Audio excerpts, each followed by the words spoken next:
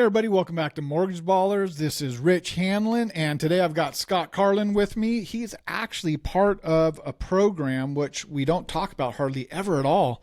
At Expert Home Lending, we signed up for a program called Skill Bridge, and I'll let Scott kind of talk about that a little bit because that's how he came to Expert Home Lending.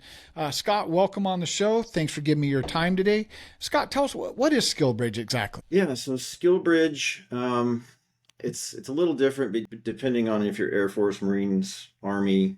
Each one's got like some different rules. So for Air Force, it was the last 6 months of your career, whether you're separating or retiring. You go and work for a company. It's basically an internship. You know, you're not allowed to get paid, but you're still getting your military pay, and you're pretty much out of the military. You out process from your base, and then you go and work for whatever company that you pick. As long as they like you and they bring you on, then you start working for that company. And for you guys, I applied and talked to Jordan, and he was like, "Yeah, come on board. First step is to sign up for these classes, get your license, take the national test," and that's what I did. Passed first time. Right about then is where my 6 months started ending. So then that was it for the Air Force.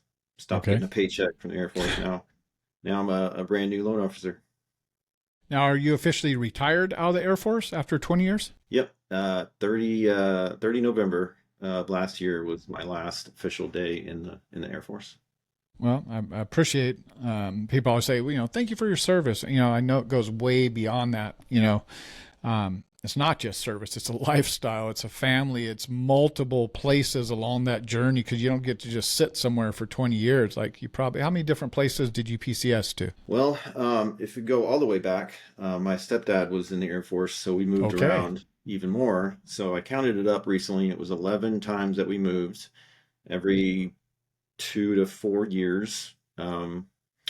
So I personally moved when I was in the Air Force, I think 4 times. So Ohio, and then California, and then Colorado, and then ended up in Florida as my final base. Right on. Did you say you went to college in Florida? Yeah, University of Florida. Go Gators. That's all right. I'm watching their baseball team right now. They didn't fare well against Tennessee this weekend, but they were good games. I mean, it literally came down to one inning in each one of those games. I'm amazed when you put two top teams like that. I love watching SEC, whether it's football, baseball, whatever the sport is. It's And we're right in the middle of it, right? I mean, up here, you're within an hour and a half, got another big school right behind it. So, what was it like going to school there? I mean, it was great. I probably partied too much. Too much drinking. If I hadn't, I probably would have gotten better grades, and maybe I'd be a chief engineer somewhere because I got my engineering degree.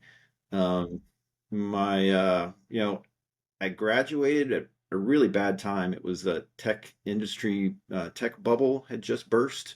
It was 2001, Okay, and yeah. right after 9/11 too, and nobody was hiring. So I applied to like hundreds of companies, never got really much of an interview. I think I got one interview, and I was like, what am I going to do with my life? And I was like, well, my dad and parents suggested the Air Force, and so I applied to that, and got in. They were really struggling for engineers. It was a pretty easy fit. I did well on the scoring test or whatever you call it. Yeah, I got accepted to OTS, Officer Training School, and then that was in 2005. And 20 years later, here I am.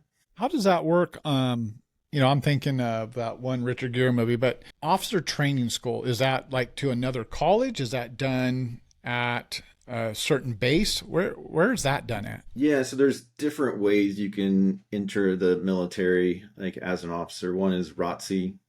So Okay.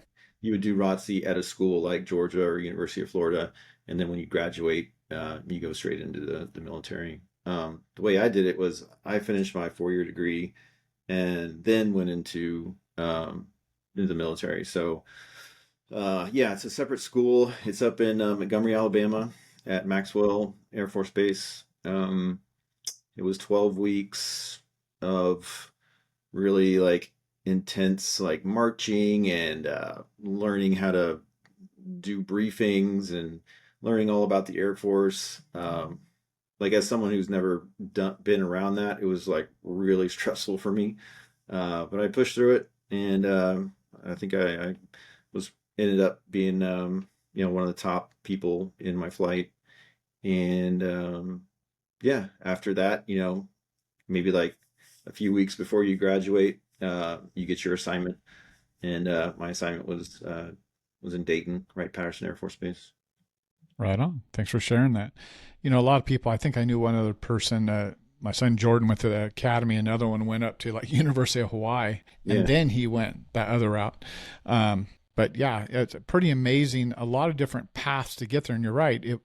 We have these different periods in time, and you think back and you're like, gosh, that 9/11, it's big, but how fast time just keeps moving, and I felt like we're always on the verge of something going on. It's crazy out there right now, based on what side of the economic or political thought processes you are. And I'm not pushing either one. I'm just saying it just seems like a lot going on in the world right now.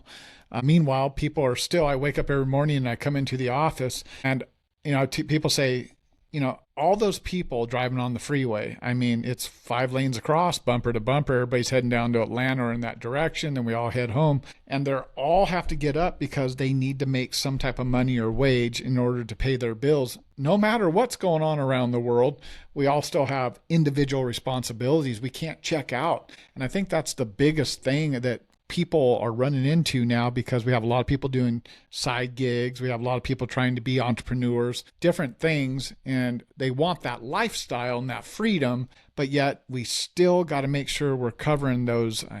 I'll be honest with you, someone used it the other day. They called it bare ass minimums of our lives.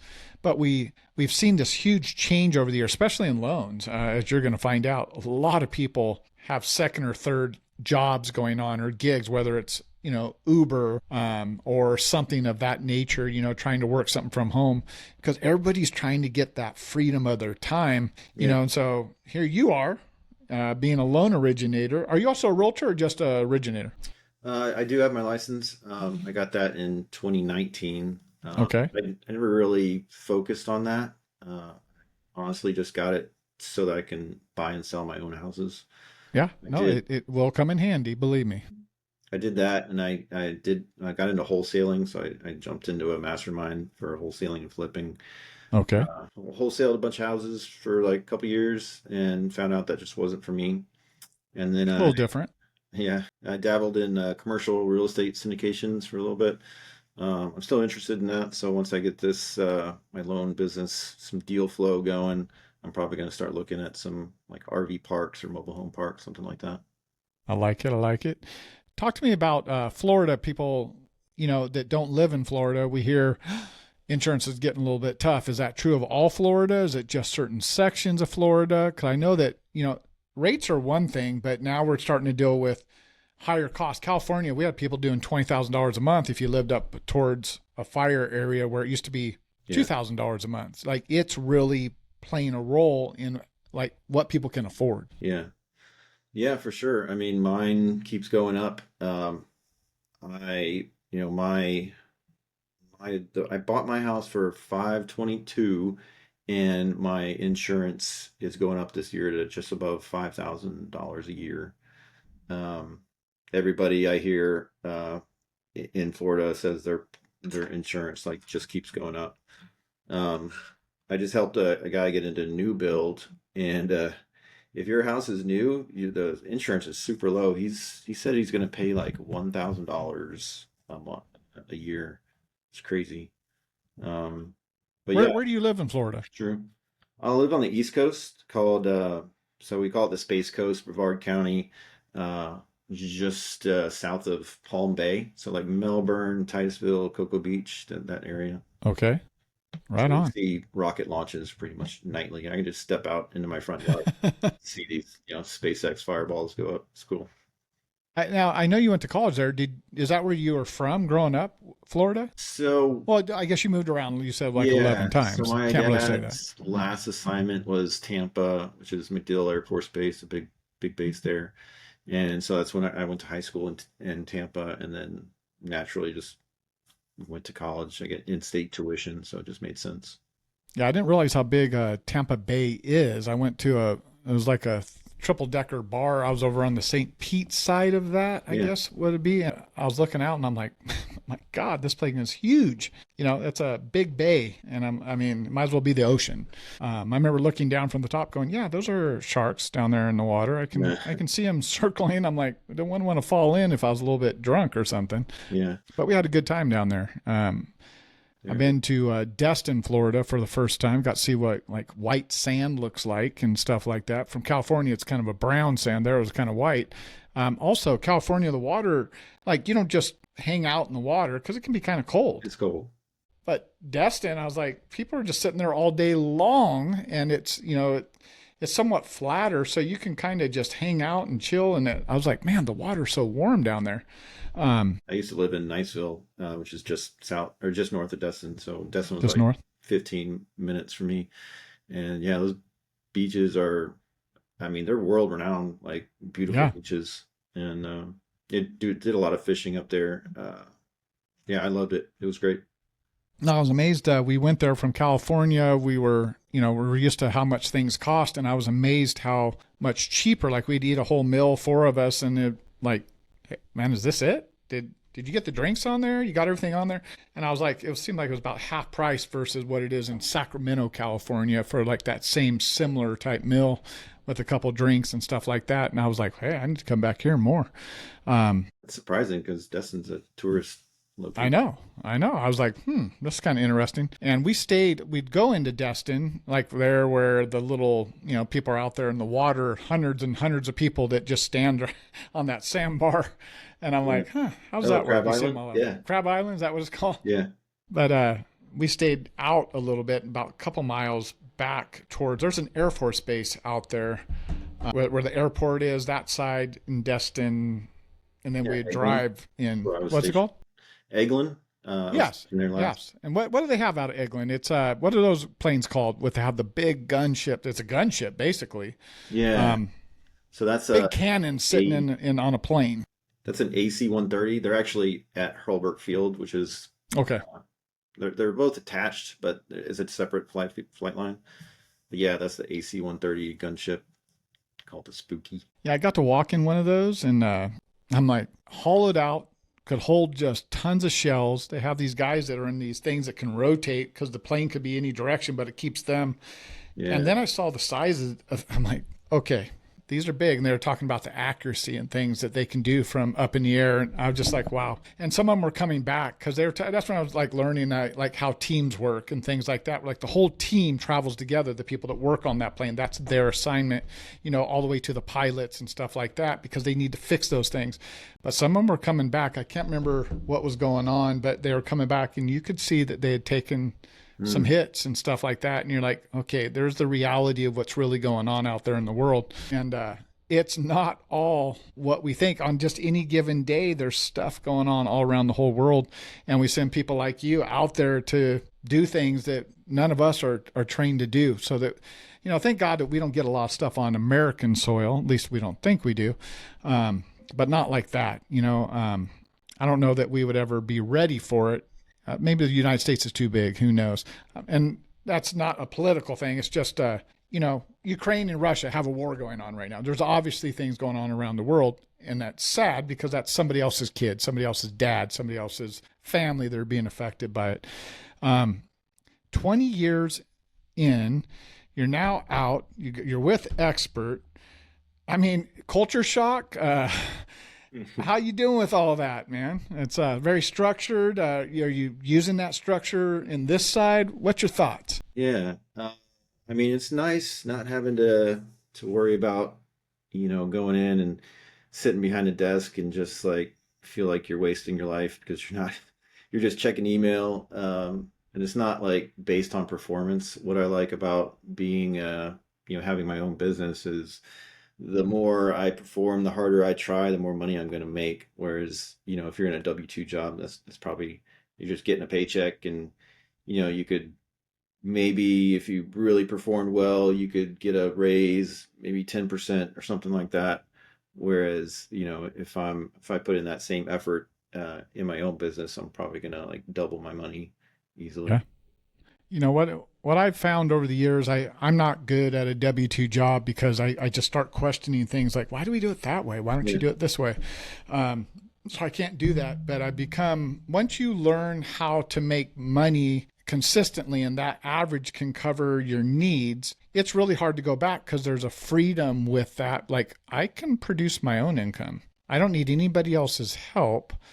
Why would I go back the other direction? I can see why not everybody's made for it. I have a lot of people that attempt it and they don't do very well with it. Yeah. Number one, being on your own. You got to be okay with being on your own, but also if you're not, can you find people in your area, find people electronically that you can partner with? Evan Kaufman does that with two other people in two other time zones, and they started a once a week get together. They share a loan processor because they have enough business between the three of them to have their own, and that person's a high-end person versus trying to have a high-end person all on your own and having to cover that cost. But, really interesting. They all met at United Wholesale Mortgage, which, by the way, if you haven't been out there, we'll get you out there. But to understand who our number one lender is by far, that does 90% of our business, it seems like, especially this year. Usually it's like 75, but this year it seems to be more like 90%. They have 7,000 people and they will not compete with you. They don't originate. If they don't close your loan, then they don't get paid, meaning the company doesn't make any money. So they can't steal they truly are a partner. Some lenders we deal with, they have a retail side, right? And so sometimes those two things cross and we're like competing against the same lender that we're taking the loan to. It's like, how'd that happen? But sometimes it takes seeing that support behind you to understand you're just an arm of that whole support system. And so when you have realtors, sometimes we'll have our realtors come out with us. We'll say, bring any realtors you got, show them the 7,000 people. Because within there, we do enough business that we have our own VA underwriters, our own FHA conventional. Like we're not in the general population because of the amount of volume we do. We have a whole section devoted just to our company. And so you get to know those people. Like there are underwriters. And people don't realize on the broker side, we have that just like they do on direct lenders. Because that's the thing. Oh, you're going to feel like, there's no one there to help you. It's like, no, you could pick up the phone right now and you can call one of those underwriters and they will pick up the phone and answer your question. You can communicate electronically. They give you options, but they're also scalable. As much business as you can throw at them, I promise you they can handle it, right? Which is kind of cool. Yeah, they're some of their like VA benefits, like the 60 for 60 program. That was awesome. Yeah, that is a good one. I like that one. You also earn points. It's just they play a different game out there. Like for bringing people out there, for free. They bring you out there. They do a success track, try and teach you. Nobody else does that. Rocket does that. But after that, that's it. Kind will do a event like in Las Vegas, but you pay to get there. And it's a great event. Don't get me wrong. If you haven't been to that, it's usually later in the year. I'll probably go to that this year. But they bring in a lot of coaches and stuff like that. The brokers are better. AIM event. When I go to those events for the cost, whether it's Las Vegas last year and what's it called? It was there in Louisiana where they do the Mardi Gras, New Orleans. People come all the way there. And in the last couple of years, they're like, hey, teach me how to get more business. Bring people like that in so I want to walk out of here with a new skill set. And that's where we've kind of missed it in our industry is not bringing more options of, hey, this is what's working. This is also working. This is also working. Maybe you can put all three together. Which one? Oh, I don't want to do that. I don't want to do that. I don't want to do that. There's things that I can do that I'm like, people just don't do it anymore. Like putting sign shakers on a busy corner and you just put a couple little one-liners with your phone number. You'll get calls because there's going to be 35 to 50,000 people over Saturday and Sunday going to pass through that intersection. You'll get some calls. And depending on the cost, could you get one loan, two loans? It becomes a profitable thing. Well, let's add another street corner. Let's have 5 street corners, right? You just turn the notch up a little bit. Some people don't know how to scale what success they're having. So we try and have something for that too. What the hardest part is when people start getting to like 4 or 5 deals a month and they've been processing their own, it's like, okay, it gets really hard at that 4 or 5 level, especially if you're doing purchases, to go to 10 if you're still trying to do it all yourself. So that's where Evan and those guys got to that point. Evan has a whole team. I think Chris and Matt both have teams of their own, but they share the processor, if I remember right. Some of them recruited people. Some of them have recruited people to the platform. Lots of different ways, that we try and do stuff. But expert home lending, we used to, I came into this and then people like you come in and you're like, hey, have you ever thought about doing this? And they're like, no, I haven't. And so we welcome ideas all the time. Some things I have tried, some things I've never heard of. And I'm like, hey, let's check that out. That's where the teams came from. Some people came on and said, hey, I'm going to start a team. I'm like, okay, it used to be all individuals. Now it's like, hey, I'm going to start a team. I have teams with 20 and 30 people on them. And they meet and they go to dinner together. And we have DBAs. Like if you end up on, did you use a DBA or using expert home lending? Right now, just expert home lending. Yeah. That's kind of a big deal. Some people want to brand their own name because that name can go with them should they ever leave expert. Because not to say that you're going to be here forever. I know better than that. I have people that stay one day. I have people that stay 20 years, whatever they want. But I treat them the same all the way through. I've had many friends go on to open up their own companies. Not everybody wants to be as big as experts. Some just want to be a one-person owner. There's a lot of platforms and ways to do it, but we're all doing basically the same thing. It just comes down to what works best for you. But right now, you being here, I do appreciate you giving us the opportunity to, partner with you as you're coming out of the Air Force and trying to get there. I think you're at a great time. One thing I haven't shared with you is, or did I share with you, about last September when the rates first dropped, that was our biggest month of imports, not applications. Imports are when someone says, hey, I want to do this, and we're actually uploading it to a lender website. That's when I start paying attention. How many imports are we doing per month? That means business is following it. Many of those are going to close in transactions. It's just a matter of how much time. And then it dropped off because the rates didn't go down anymore. So things slowed back down. But January, we had our second biggest month. February became our second biggest month. January, our third biggest month. Now March might be our biggest month ever since we opened these doors. Something's going on to have momentum 3 months in a row. And it usually starts when spring comes out, which usually is after January and February. But we hit it January 1st. So optimism, pent up energy, I don't know. But with those kind of numbers, people are starting to see bigger pipelines. And it only takes a couple loans off of your average to really change things financially. And then the rest just gets kind of fun. So I hope you experience that. It'd be great coming out of what you did to go to this and walk right into a 4 or 5 or 6 year run, because that's what we're expecting. Normally it's for a few years, just like we came out of a few years. And these lulls happen, but we just went through like a 7-year run, and that was great. I've been through probably 5 turndowns. They're usually only 6 to 8 months. So these 3-year runs, it gets to be a little slow. But at the same point, we powered our way through it. But something's going on out there. That's really what I wanted to point out. Would you say it's a better time to get in when rates are high because you learn to prospect more? It's harder, so that when if you got in when it was easy, like in 2020 and 2021, and now you're in 2024, deals aren't just falling in your lap. Where anybody could do a loan. I mean, you just had to let people know, oh God, what are the rates? Oh, they're 1.5. They're 2. Oh my God, let me do a loan. There's more of a method in place at this point in time. I don't want to call it, you got to be a salesperson.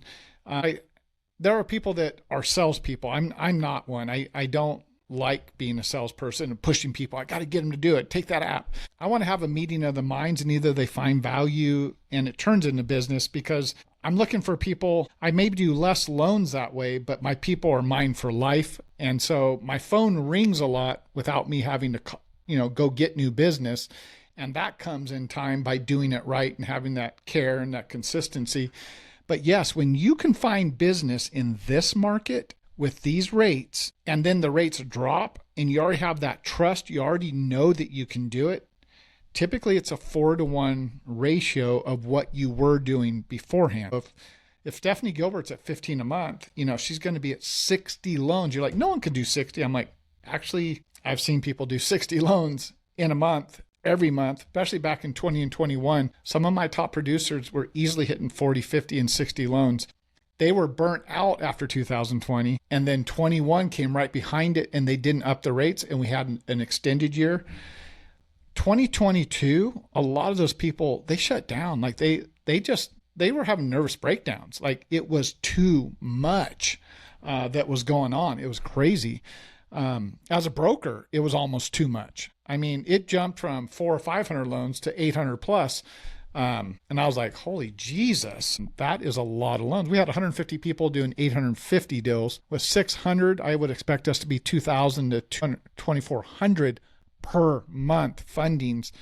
That'll stress anybody out, but we have the mechanism in place to expand. We're already, because of the numbers we're seeing, we're already adding people right now because we will fill that in the next 30 to 60 days. So we just added 2 more funders and we just added 2 more admin people. When it sets in, Scott, people will stop moving around. You'll have a few people that will recruit, but for the most part, people will settle down because they're going to be making money. They don't want to move when they're making money. So all this moving around is starting to slow down because people are getting busier. Yeah. And we know that. So I'm good. If I'm going to go 600 people through the next 5-6 years, I'm totally fine with that. I don't need 600 more. It's not an ego thing for me. I'd rather see you guys doing 2,400 deals a month. I benefit either way, but I have happier people and they're changing their lives, their families, and you got kids to wives and spouses, stuff like that. I want it to all be worth it for your time and effort being here. You can go to a million platforms, but you're here for right now. My goal is to keep you here for as long as I can. Yeah. I mean, I've been working with Jordan and Justin and Jason. Those guys are amazing. So, Jason too. Yeah. Jason's phenomenal. Yeah. So it's been awesome so far. Fact about Jason, number one, Jason is a rockaholic. He loves rock music, old bands. Me and him have a Kiss fetish that we both like Kiss, but he's also a poker player. So, it's like, I call him the Godfather. He comes in, I just picture him with the sunglasses sitting at the poker table. But just very intelligent, super fun guy. He came over right when we first opened. I think he came, was it St. Louis, Missouri? He flew in. Him and his wife drove up, and they've been here ever since. And they finally are all in. They just bought a house, so permanent. They're not renting no more. So I'm like, oh, you're in now. You ain't going anywhere soon. But really enjoy him. Quality people that came to this platform. And they just make us look good. I mean, that's not a rich thing. I mean, I'm just amazed how many quality people we have out there, making the name of Expert Home Lending. And, I tell my wife all the time, I'm like, we're really blessed because it used to be just me doing open houses all by myself. And so we're in awe that there's so many people. Just crazy. Yeah. You mentioned... I'm sorry, go ahead. I don't know if we're running out of time, but I mean, you mentioned, trying to bring up the bottom. Yeah, bottom 300 guys that are only doing one loan a month. Can you share any plans or anything on that front? Yeah, what we have is a pit that we're going to bring them, and we're going to have spikes that come up, and they're going to have to run. Kidding. Part of it is going to be packaging up some coaching for them. Because everybody's in a different place. I'm not a coach that yells at people, but it's like, okay, there's only one of me, there's 300 of you. Twice a week meetups for 1 hour, Tuesdays and Thursdays, or it's either Mondays and Thursdays, Tuesdays. I've got it written down. I got to put it out there to everybody. But part of it is not just being by yourself every week. Accountability is just hearing what other people's doing. Because wait, you guys are getting busy. Okay, maybe I'm missing something here. What are you guys doing? Hey, let's have some of the people talk about what they're doing. From all over the nation, top originators that are here with us saying, hey, this is what I'm doing. This is what my day looks like. What does your day look like compared to that? Consistency, as soon as you get out of bed and doing all the things where you leverage your time towards, like I've done coaching. Some of our top people are still doing coaching. And then I have people down below saying, oh, I can't afford coaching. It's like, cool. Well, let me summarize what coaching they're talking about and let me present that to you. And if you can do that, then you will get results. Some people, it's still too much where I'm like the outbound calls, the contact, stuff like that. But there's accountability in there and consistency. And if you do this, and this, I know it works because I've interviewed these 300 people and that is the common thread. So you can keep denying it. You can keep doing what you're doing and hope that it works. But if you're not happy where you're at, I can't force you to do anything. But this is the difference between you and them. would you like some help getting, because I can hold you accountable. We can meet up once an hour, but I can have 400 people on one call because they're all doing the same thing. But it's presenting them with things that are working. I have people say, well, I was really successful 3 years ago. I'm like, cool, but those things aren't working today. What's working right now today so you can get calls going today? What does your day look like? And I can almost tell people what their day looks like based on how many loans they're doing. Again, and here's a great example. I have two people in the same market in Boulder. I have one guy that's my number 3 overall. I have a person that we were going to do an interview. I say, I got to cancel. I'm going to take a full-time job at the car dealer. I'm going to do this part-time. I'm like, cool, do what you got to do. And I might file bankruptcy. I'm like, damn it, I don't like hearing that. But I get off the phone and I'm thinking, how is it these guys live 10 miles apart, maybe 10 to 15 miles apart in Boulder, Colorado. One guy's having a second year of record income. Other guy's filing bankruptcy. They have the same license, same neighborhood, same area. They're probably eating at the same restaurants. How is that possible? And that's the part that my mind can't shut down on, because there's something missing here. And I've been trying to work on that. What is the difference between this one and this one? And there is differences. And the question is, before another person leaves to take a full-time job, would you be willing to try this for 30, 60 days and go all in? And let the chips fall where they fall, but don't leave never trying something. And that's where my competitors, we bring, to bring a ton of people on. Well, it's cool if the 20% do 80% of the business. It's always been that way. And I'm like, why do we let the other 80% just fall? That drives me nuts. What if we can strengthen those people at the same time that we could help our best people get better? Why are we not pouring into that? And so that's what 2025 is for me. And that's what I was talking about with that, is using everything that I know, bringing the coaches in that even I use. I pay people to mentor me. Like, I need help. I want to get better. I don't want to get stagnant. I want to know what's happening right now. What's technology? I do a lot of stuff with AI because I want to see how good AI is. I make videos. I have editors that are live people, and I do AI videos, and AI is getting dang near 70 to 75% as good as these human editors, but it's 1/5 the cost. So I'm all about showing people how to leverage their time using video, YouTube, posts, stuff like that. You do one good post and it's evergreen, meaning you're not putting interest rates on it. But if you have something good, like walking somebody through a VA IRRRL, how it works, it's good today, it's good tomorrow, it's good a month from now. Your energy and time that you put into that is a one-time investment, and now it's out there forevermore. And people can, because people, Scott, I love to say everybody's got the same time frames, but I got people that look at my videos at midnight and 1 or 2 in the morning. Yeah. We're not all 8 to 5 people, but they're always there. So now I've got 140 plus videos on Mortgage Ballers. They're always there. I never have to take them down. They're all evergreen. There's nothing in there quoting interest rates. But that whole channel is designed for loan originators like you. It's not for borrowers. It's for loan originators who want to get better. There's interviews on there from my last year's top 20, interviews starting from my top 20 this year, but you can also see people who aren't top, but you can hear what they're doing, and you're like, wow, that's an up and coming person, because you can hear it. They're starting that process and leveraging their time, and you're like, that person's going to be really good. Expert Home Lending truly has, even though those bottom people, you got to fall. We all fall somewhere on there, right? Even I'm an originator. I fall into there. But the question is, how do we help each other? We're all under the same platform. We're really not competing against each other overall. 44 states, there's so many borrowers out there, and the refi starting to hit. There's more than enough business for all of us. So my goal is to raise all of our games at the same time and pour into that. But coaching is going to be a huge one. That's, these are proven methods that are working, that people pay $15,000 a year for. I have top producers that are doing that right now this second. So don't tell me you can't do it. Yeah.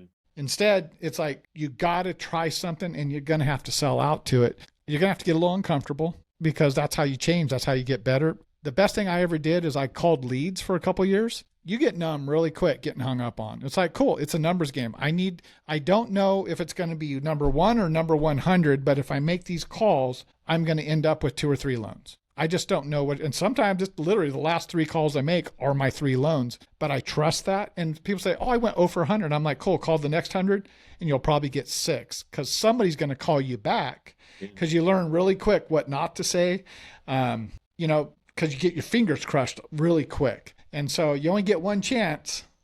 And I don't do trigger leads. These are like actual leads where I generate and someone says, I saw your ad. What does it mean to save $1,000? Right? And you get one chance to explain it to them, type of stuff. But little things like that. That's a long answer to your question. This thing that can be heavy sometimes, Yes. I mean, mine weighs a lot right here. Oh my gosh. Like 500 pounds. Well, Scott, man, I know I talked your ear off. I appreciate you coming to talk with me. This is the first time we've met. A lot of people don't realize that I'm really trying to get out there. I know I've got 600 plus people, but I want to meet every one of them. I can't wait till I get to meet you in person at one of our events.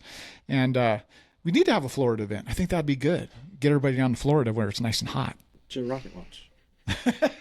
I get to watch a lot of them coming back. And that little piece comes back on SpaceX. I'm like, that's pretty cool watching that. Well, what you should do is rent out one of the places that did like Hollywood studios. You rent out the Harry Potter place.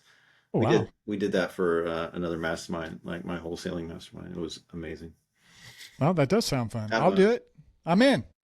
Okay. Well, right on, Scott. I appreciate your time. I appreciate you being part of Expert Home Lending. I wish you nothing but success in 2025.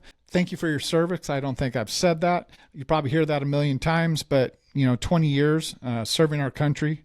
That's awesome.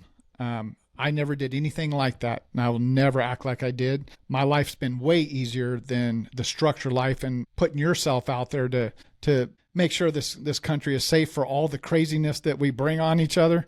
But I just want to say thank you for all that you do. But I hope that 2025 starts to bring you everything that you have worked so hard to make sure that we have as far as rights and the ability to do what we do.